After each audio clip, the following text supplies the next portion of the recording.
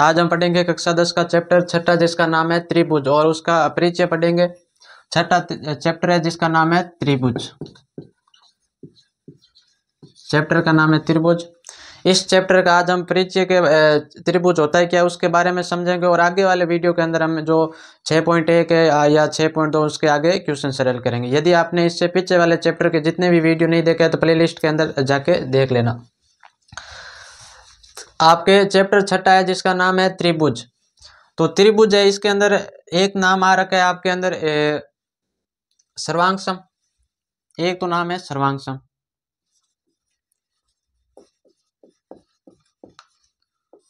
और एक है होता है समरूप। अब सर्वांगसम कौन कौन सी आकृतियां सर्वांगसम होती है, जैसे मैंने बनाया एक ये वर्ग जिसकी ये भुजा हो गई 4 सेमी, ये भी हो गई 4 सेमी, और ये भी हो गई आपके 4 सेमी। सारी भुजाएं वो 4-4 सेमी है। ये कोण 90 डिग्री, ये भी कोण 90 डिग्री, ये भी कोण 90 डिग्री, और ये भी कोण 90 डिग्री। एक आकृति मैंने वर्ग ली जिसकी प्रत्येक भुजा है वो 4-4 सेमी है, और दूसरी मैंने एक आकृति एक और वर्ग ली, दूसरी आकृति भी मैंने एक वर्ग ली जिसकी प्रत्येक भुजा 4-4 सेमी है, ये भी 90 डिग्री, और प्रत्येक कोण है वो 90 डिग्री। एक नीचे मैं उदाहरण और ले रहा हूं, जैसे मैंने एक नीचे ले लिया एक समचतुर्भुज।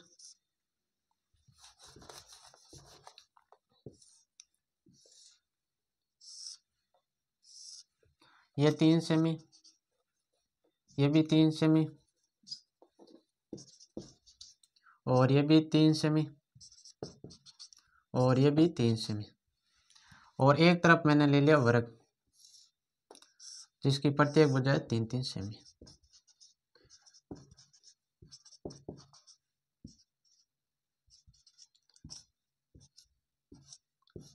और प्रत्येक कोण है 90 डिग्री। हम पहले उदाहरण के माध्यम से समझेंगे सर्वांगसम होता है क्या। जैसे मैंने पहले के अंदर लिए दो आकृतियां ली, दोनों वर्ग है और प्रत्येक कोण 90 डिग्री का, और भुजा है उनकी 4-4 सेमी। तो ये दोनों आकृतियां है सर्वांगसम, और सर्वांगसम आकृतियों को जो सर्वांगसम का चिन्ह होता है ये इस प्रकार। ये दोनों है आकृतियां सर्वांगसम, क्यों प्रत्येक भुजा क्या 4-4 सेमी, और प्रत्येक कोण भी है समान, ये भी 90 डिग्री का कोण है, ये भी 90 डिग्री का कोण है। और यदि मैं इसको नाम दूं तो ये हो जाएगा ए बी सी और डी, यहाँ पर पी क्यू आर एस। कोण ए बराबर है कोण पी के, कोण ए भी 90 डिग्री का है, कोण पी 90 डिग्री का है। आगे देखें तो ये हो जाएगा कोण बी बराबर है कोण क्यू के, कोण बी भी कोण क्यू के बराबर है, क्योंकि ये 90 डिग्री ये भी 90 डिग्री। और आगे एक और देखें तो ये सारे कोण आपस में क्या है बराबर है। और साथ में प्रत्येक भुजा, जैसे भुजा ए बी ये बराबर है पी क्यू के, और आगे देखो बी सी ये भुजा बराबर है क्यू आर के, क्योंकि प्रत्येक भुजा बराबर है, प्रत्येक कोण भी बराबर है, इसलिए ये दोनों आकृति आपस में सर्वांगसम है। और नीचे यदि मैं देखूं तो एक तरफ तो आपके समचतुर्भुज बन रखा है, एक तरफ आपके बन रखा है वर्ग। इसमें भुजा तो प्रत्येक बराबर है लेकिन कोण बराबर नहीं है, ये कोण 90 डिग्री का नहीं है, ये कोण 90 डिग्री का है, इसलिए ये दोनों आकृतियां सर्वांगसम नहीं है। तो ये दोनों सर्वांगसम नहीं है, तो सर्वांगसम नहीं का ये होता है निशान, ये चिन्ह होता है, ये दोनों आकृतियां सर्वांगसम नहीं है। यदि सर्वांगसम है तो आप इस प्रकार चिन्ह करोगे, यदि सर्वांगसम नहीं है तो आप इस प्रकार करोगे। सर्वांगसम आकृतियां वो होती है जैसे मैं इस वर्ग को इस वर्ग के ऊपर रखूंगा तो ये पूरा ढक देगा, तो इसलिए ये सर्वांगसम है। यदि मैं इस वर्ग को इसके ऊपर रखूंगा तो ये पूरा ढक नहीं पाएगा, इस वर्ग को इस ऊपर रखूंगा तो ये कुल मिला के इस प्रकार बनेगा, तो पूरा नहीं ढक रहा है, तो ये क्या आकृति सर्वांगसम नहीं है, और ये आकृति सर्वांगसम है। तो अब इसकी परिभाषा लिखेंगे। सर्वांगसम दो आकृतियां सर्वांगसम,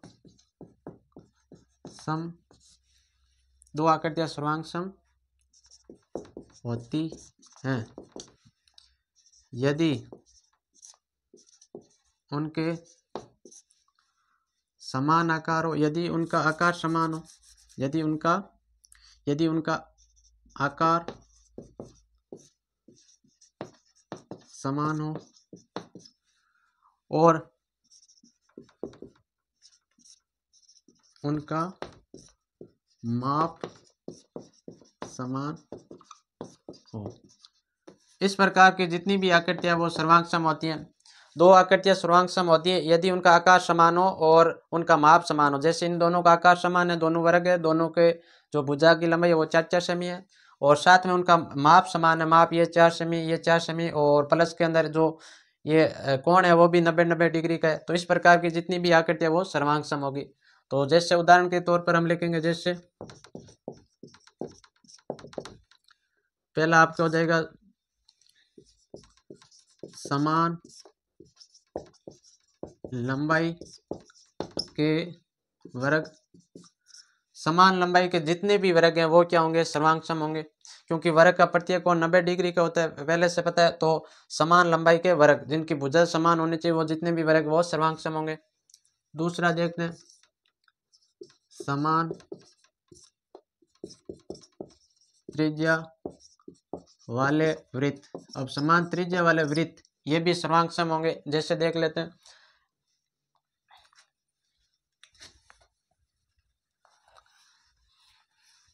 समान त्रिज्या वाले वृत्त, जैसे मैंने एक ये वृत्त बनाया जिसकी ये त्रिज्या होगी 3 सेमी, दूसरा वृत्त बनाया जिसकी त्रिज्या है 3 सेमी। तो ये दोनों वृत्त है वो आपस में सर्वांग सम होंगे, और सर्वांग सम है तो इसको लिखेंगे इस प्रकार, ये दोनों वृत्त सर्वांग सम है, क्योंकि जितनी भी त्रिज्या जिसकी समान है वो दोनों वृत्त होंगे सर्वांग सम। तीसरा एक उदाहरण और लिख देते हैं, जैसे समान भुजा वाले सभी समबाहु त्रिभुज। अब त्रिभुज के अंदर जो त्रिभुज समबाहु है वो जिसकी भुजा समान है वो त्रिभुज होंगे सर्वांग सम। जैसे एक समबाहु त्रिभुज मैंने ये बनाया जिसकी भुजा ये मान 2 सेमी है, ये 2 सेमी, ये भी 2 सेमी, और एक समबाहु त्रिभुज मैंने इस प्रकार बनाया जिसकी भुजा 2 सेमी, 2 सेमी और 2 सेमी। तो ये दोनों जो त्रिभुज है वो सर्वांग सम होंगे। यदि मैं इस त्रिभुज को उठा के इस त्रिभुज के ऊपर रखूंगा तो ये पूरा ढक देगा, तो इसलिए ये हो गए सर्वांग सम। तो सर्वांग सम होता है क्या है, दो आकृतियां सर्वांग सम होती है यदि उनका आकार होना चाहिए समान और उनका माप है जो वो भी होना चाहिए समान। तो यदि आपको उदाहरण के तौर पर पूछे तो बता देना कि समान लंबाई के वर्ग जिसकी लंबाई समान है वो वर्ग, और समान त्रिज्या वाले वृत्त जितने भी वृत्त है जिसकी त्रिज्या समान है तो वो सर्वांग सम होंगे। और तीसरा हो जाएगा समान भुजा वाले सभी समबाहु त्रिभुज, यदि उनकी भुजा समान है और समबाहु त्रिभुज है तो वो दोनों त्रिभुज होंगे सर्वांग सम।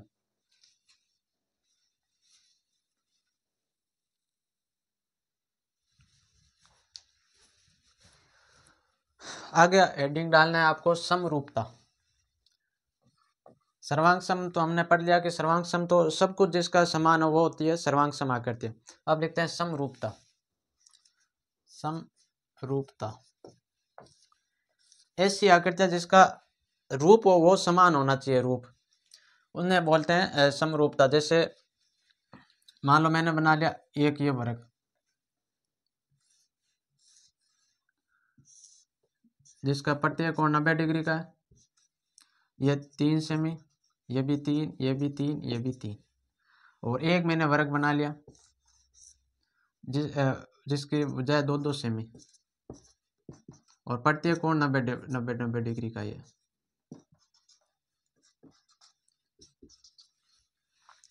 अब देखो इनका रूप तो समान है, इनका आकार समान है क्योंकि ये भी वर्ग है ये भी वर्ग है, लेकिन इनका जो माप है वो समान नहीं है। ये 3 सेमी है, ये 2 सेमी की भुजा है, तो ये क्या हो गए, ये आपस में हो गए समरूप। ये सर्वांग सम नहीं, ये हो जाएंगे समरूप, और समरूप का निशान होता है या चिन्ह होता है ये दोनों आकृति आपस में समरूप है। तो यहाँ पहले इसकी परिभाषा लिखेंगे।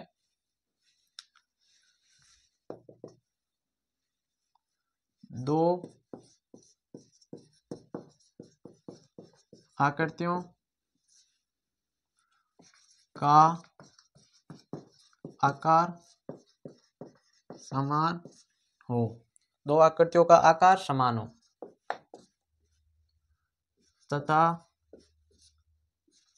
उनका माप समान हो ये आवश्यक नहीं है, आवश्यक नहीं है। समरूपता ऐसी आकृतियां होती हैं जैसे दो आकृतियों का आकार होना चाहिए समान तथा उनका माप समान हो ये आवश्यक नहीं है, कि उनका माप समान हो ये आवश्यक नहीं है। तो इसके उदाहरण के तौर पर आप लिख लोगे, पहला सभी वर्ग समरूप होते हैं, जितने भी वर्ग है समरूप होते हैं। जैसे मैंने एक वर्ग और बना दिया, जैसे ये भी समरूप है, इनका आकार तो समान है क्योंकि तीनों ही वर्ग है, और इनका माप समान हो ये आवश्यक नहीं है। तो ये जितने भी वर्ग हो गए, जितने भी वर्ग है सभी वर्ग वो होते हैं समरूप, वर्ग जितने भी है वो समरूप होते हैं। दूसरा लिखते हैं सभी वृत्त समरूप होते हैं, सभी वृत्त समरूप होते हैं, वृत्त जितने भी वृत्त है ये समरूप होते हैं। जैसे मैंने बना दिया एक ये वृत्त बना दिया जिसकी त्रिज्या 2 सेमी है, एक मैंने इससे छोटा बना दिया ये जिसकी त्रिज्या मान लो 1 सेमी है। ये दोनों आपस में क्या है, समरूप है। समरूप क्यों है, क्योंकि इनका जो आकार है वो समान है और इनका माप समान हो ये आवश्यक नहीं है। जैसे एक और आगे मैंने बना दिया ये जिसकी त्रिज्या 0.5 सेमी ले ली, ये भी आपस में क्या है, तीनों समरूप है। आगे देखते हैं, आगे हो जाएगा आपके वर्ग हो गए, वृत्त हो गए, सभी समबाहु त्रिभुज भी समरूप होते हैं। सभी समबाहु त्रिभुज समरूप होते हैं। समबाहु त्रिभुज जितने भी वो सारे समरूप होते हैं। जैसे ये एक समबाहु त्रिभुज बना दिया जिसकी भुजा 2-2 सेमी 2-2 मीटर ले लेते हैं अब की बार, और एक मैंने बना दिया इसकी भुजा 4-4 मीटर है। तो ये आपस में क्या होंगे, समरूप होंगे। ये दो जो समबाहु त्रिभुज ये आपस में समरूप होंगे। समरूप के अंदर ये ध्यान रखना है कि उनका आकार समान होना चाहिए, उनका माप समान हो ये आवश्यक नहीं है। लेकिन सर्वांग सम के अंदर सब कुछ समान होना चाहिए, उसका आकार भी समान होना चाहिए, उनका माप भी समान होना चाहिए।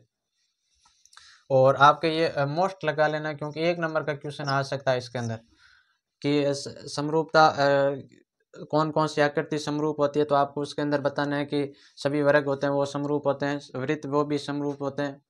ये 1 नंबर का इससे क्वेश्चन आ सकता है। एक नोट लगा के लिख लेना, नोट के अंदर ये लिखना है कि सभी सर्वांग सम आकृतियां समरूप होती हैं, लेकिन जो समरूप आकृतियां वो सर्वांग सम हो ये आवश्यक नहीं है। तो यहाँ लिखेंगे सभी सर्वांग सम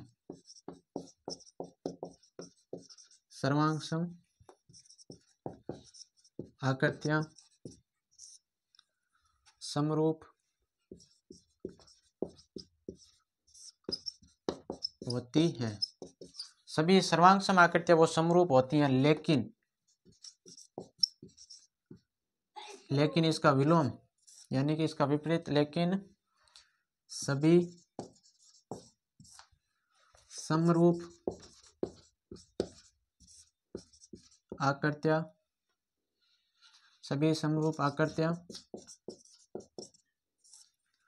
सर्वांग सम सभी समरूप आकृतियां सर्वांग सम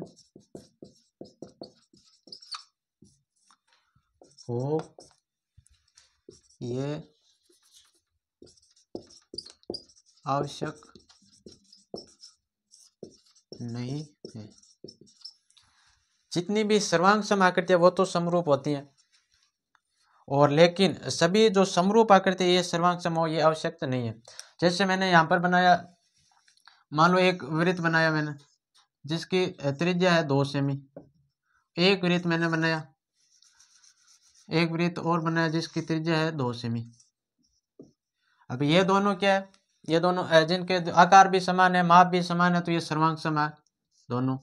ये सर्वांग सम है, साथ में इसको ये बोले कि क्या ये समरूप है, तो इसके अंदर भी यहाँ लिखना है क्योंकि ये दोनों समरूप भी है। तो ये सर्वांग सम भी है और समरूप भी है, ये दोनों है। और जैसे मैंने ये बना लिया कि एक वृत्त बना लिया जिसकी त्रिज्या 1 मीटर और एक वृत्त और बना लिया जिसकी त्रिज्या 0.5 मीटर है। तो अब ये सर्वांग सम तो है, समरूप तो है, लेकिन सर्वांग सम नहीं है। तो जितनी भी आकृतियां जो सर्वांग सम है वो समरूप होगी, और जो समरूप है वो सर्वांग सम हो, ये आवश्यक नहीं है।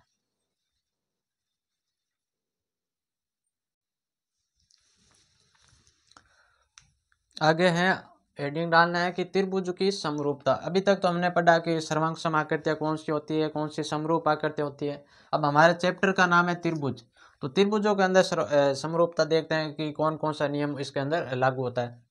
तो यहाँ लिखेंगे त्रिभुजों की समरूपता।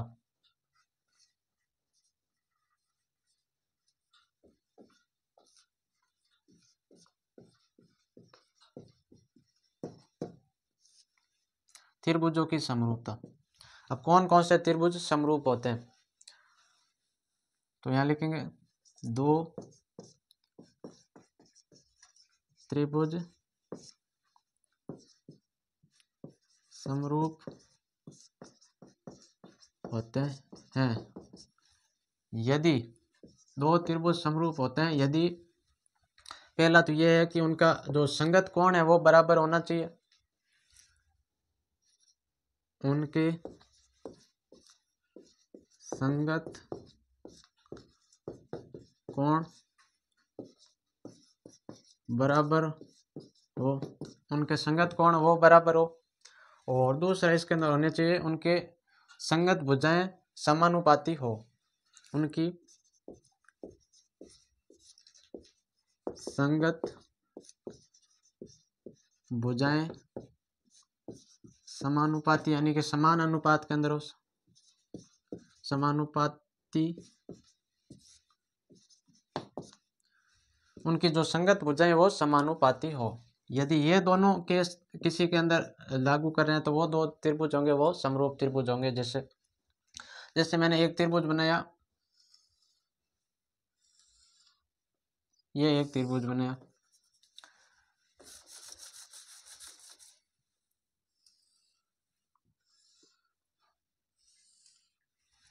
और एक त्रिभुज मैंने बनाया ये।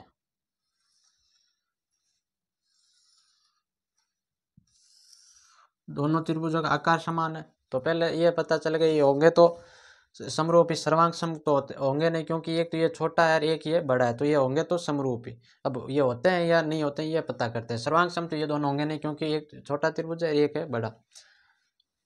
इसकी मान लेते हैं ये समबाहु त्रिभुज है, प्रत्येक भुजा है इसकी मान लेते हैं इस प्रकार की, जैसे ये एक 3 सेमी हो गई, ये भी 3 सेमी, और या फिर इसको मान लेते हैं कि ये 2 सेमी और ये हो गई आपके 4 सेमी, ये हमने मान लिया। और इसके अंदर हमने ये मान लेते हैं ये भुजा अलग अलग है, तब ये समबाहु त्रिभुज होंगे नहीं, समबाहु नहीं होंगे, तो ये विषमबाहु त्रिभुज है क्योंकि भुजा इनकी अलग अलग है। तो इसके अंदर भी हम ये मान लेते हैं कि ये जो नीचे वाली भुजा है ये 6 सेमी, ये 4 सेमी हो गई, ये आपके हो गई 8 सेमी। अब हम पता करते हैं ये समान है या नहीं। तो इनको नाम दे देते हैं ए बी सी, और ये हो जाएगा पी क्यू आर। अब इनके संगत कोण बराबर होना चाहिए। अब इनके देखो संगत कोण तो बराबर है, ये कोण पी के बराबर है, ये कोण बी कोण क्यू के बराबर है, और ये जो सी कोण है ये पी के बराबर पी क्यू आर, ये कोण जो सी कोण है वो आर के बराबर है। तो यहाँ पर संगत कोण एक बराबर होने चाहिए, तो यानी कि कोण ए बराबर होना चाहिए कोण पी के, और कोण बी बराबर होना चाहिए कोण क्यू के, ये कोण बराबर होना चाहिए इसके, और होना चाहिए कोण सी बराबर होना चाहिए कोण आर, यानी कि ये कोण होना चाहिए इसके बराबर। और उनकी संगत भुजाएं उनका समानुपाती यानी कि समान अनुपात के अंदर हो। जैसे भुजा ए बी, भुजा है ए बी, और इसके नीचे हो जाएगी भुजा पी क्यू, इनका अनुपात होना चाहिए वो समान। जितनी भुजा इन भुजाओं का अनुपात होना चाहिए समान, जिसके ए बी के संगत भुजा हो जाएगी पी क्यू और AC के संगत भुजा हो जाएगी PR, और नीचे BC की संगत भुजा हो जाएगी QR। तो AB बटा हो जाएगी आपके PQ। ये बराबर होनी चाहिए किसके, इन दोनों में से कौन सी भी ले लो। जैसे AC के नीचे लिखूंगा PR, और ये बराबर होनी चाहिए BC बट्टा के अंदर हो जाएगा QR। अब AB का मान दे रखा है आपको 4, PQ का मान दे रखा है आपको 8 बराबर। आगे आपको दे रखा है AC का मान दे रखा है 2, और PR का मान दे रखा है 4 बराबर। BC का मान दे रखा है 3, और QR का मान आपको दे रखा है 6। अब इनको काटते हैं तो 4 के पाटे से 4 गया एक बार, और 8 गया 2 बार। फिर 2 के पाटे से 2 गया एक बार, और ये 4 गया 2 बार। फिर 3 के पाटे से 3 गया एक बार, और 6 गया 3 के पाटे से 2 बार। तो इनका अनुपात आ रहा है, ये समान आ रहा है।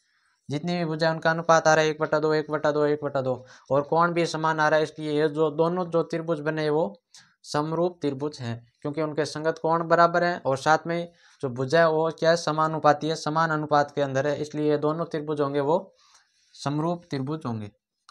दोनों त्रिभुज होंगे वो समरूप त्रिभुज होंगे।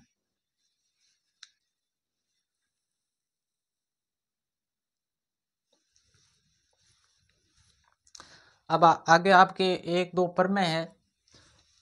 पहली प्रमेय है 6.1। 6.1, और इस प्रमेय को हम आधारभूत आनुपातिक प्रमेय भी कहते हैं, और थेस प्रमेय भी कहते हैं, या इस प्रमेय को हम कहते हैं BPT भी कहते हैं। तो ये प्रमेय होती क्या, पहले तो इसकी परिभाषा लिख लेते हैं। किसी त्रिभुज के समांतर, किसी त्रिभुज के एक भुजा के समांतर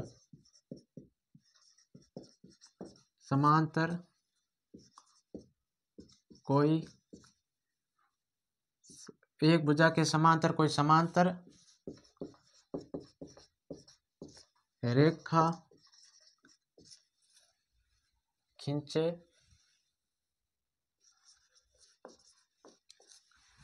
किसी त्रिभुज के एक भुजा के समांतर कोई समांतर रेखा खींचे तो ये समांतर रेखा जो हमने खींची है, ये समांतर रेखा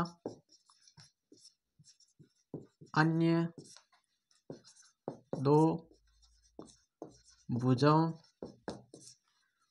को समान अनुपात में विभाजित करती हैं। अब हम इसको एक एग्जाम्पल के माध्यम से समझते हैं। जैसे मान लो मैंने एक ये त्रिभुज बनाया,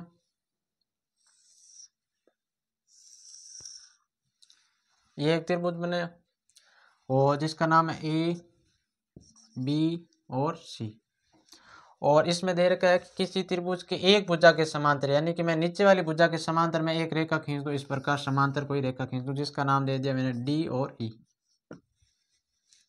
समांतर रेखा कोई समांतर रेखा खींचे तो ये समांतर रेखा जो हमने एक समांतर रेखा खींची, ये अन्य दो भुजा यानी कि एक तो ये भुजा और एक ये भुजा, इसको समान अनुपात में विभाजित करती है।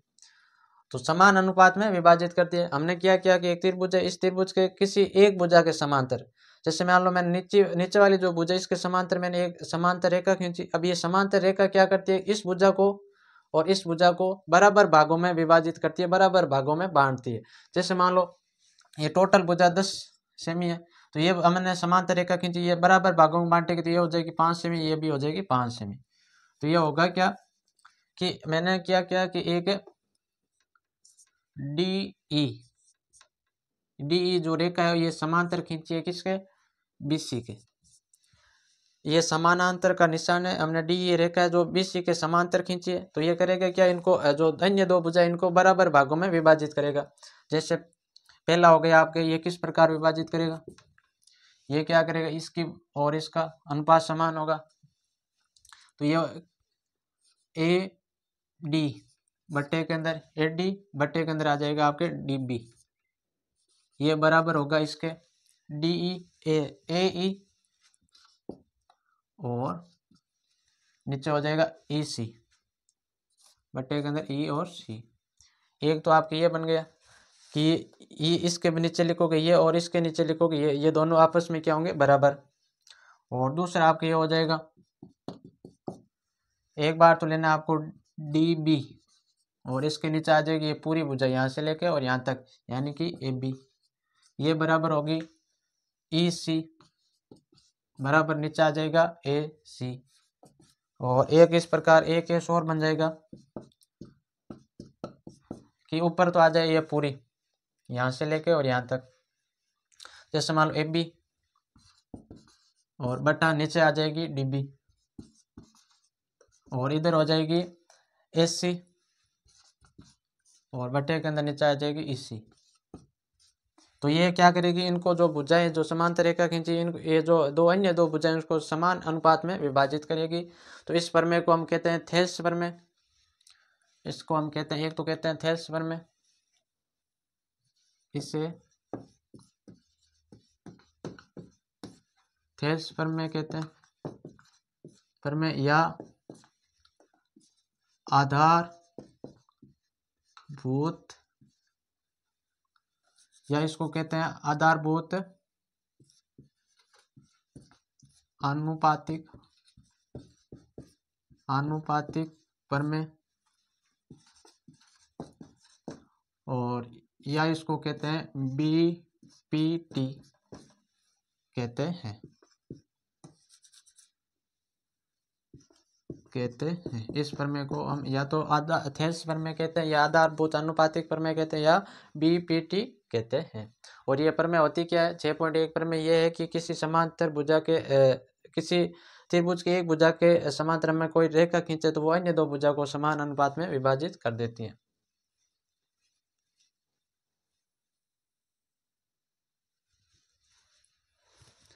अब आगे हैं आपके प्रमेय 6.2, प्रमेय 6.2, प्रमेय 6.2 है जो मैंने पहले प्रमेय करवाई 6.1, ये इसकी विलोम है। विलोम है तो पहले इसकी परिभाषा लिखते हैं, यानी कि उल्टी है तो लिखेंगे यदि कोई रेखा त्रिभुज की दो भुजाओं को समान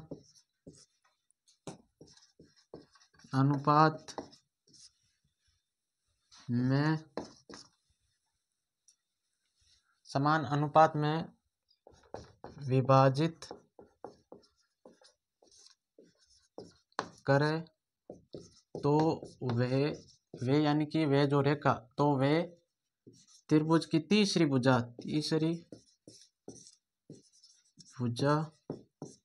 के समांतर होती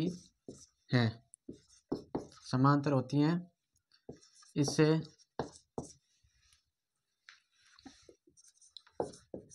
थेल्स प्रमेय का विलोम कहते हैं, इसे थेल्स प्रमेय का विलोम कहते हैं।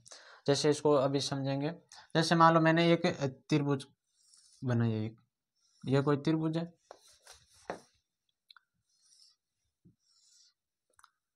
एक त्रिभुज बनाया जिसका AB और C। आज इसमें दे रखा है यदि कोई रेखा कोई भी रेखा हो सकती है, जैसे मैंने ये रेखा खींची, ये रेखा खींच ली, यदि कोई रेखा त्रिभुज की दो भुजा को समान अनुपात में विभाजित करती है, यानी कि इस समान अनुपात में इसको विभाजित करती है, जिसका नाम है रेखा का नाम B और E। त्रिभुज की दो भुजाओं को समान अनुपात में विभाजित करती है, इसको और इसको, ये कोई रेखा है, ये त्रिभुज की इस भुजा को समान अनुपात में विभाजित करती है, इसको भी समान अनुपात में विभाजित करती है। तो वे यानी कि ये रेखा तीसरी भुजा के समांतर होगी। जो तीसरी भुजा त्रिभुज की है, जो नीचे वाली भुजा इसके ये समांतर होगी। जो रेखा है आपके डी ई ये समांतर होगी बी सी के यदि ये जो रेखा है वो इस भुजा को और इस भुजा को समान अनुपात में विभाजित करे।